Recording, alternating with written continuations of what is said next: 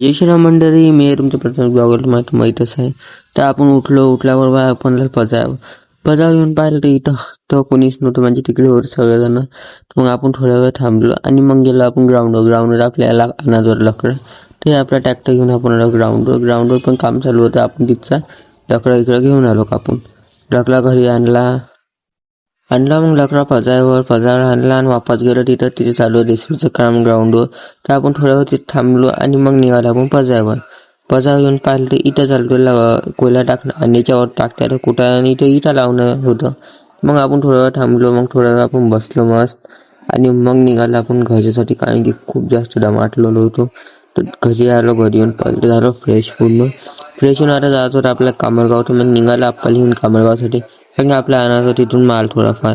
तर कामरगावला निघालो, कामरगावून घेतला. मग कामरगावला पोचलो आणि मग तिथून घेतला फटाफट माल घेऊन निघालो डायरेक्ट घरी येऊन पहिले तर 2 मिनिटं पण दुकानात नाही थांबता आपण निघालो हनुमान चालीसाठी, कारण की खूप वेळ झालेला होता. तर इथं आलो, इथं कोणीच नाही आलो. तो मग निघाला आपण RSS वाले हे आलते त्याला भेटासाठी. तिथे त्याच्यासोबत बोललो थोडंसं, त्याच्या हे केलं आणि मग ते झाल्यावर आपण निघालो होतो घरच्यासाठी. घरी निघायच्या पर तेच सांग थोडंसं बोललो आणि बोलून मग निघालो आपण घरच्यासाठी. घरी मग आलो, मग घरी चला मग आजच्या व्हिडिओमध्ये एवढंच, भेटूया पुढच्या व्हिडिओमध्ये. तोपर्यंत जय श्रीराम.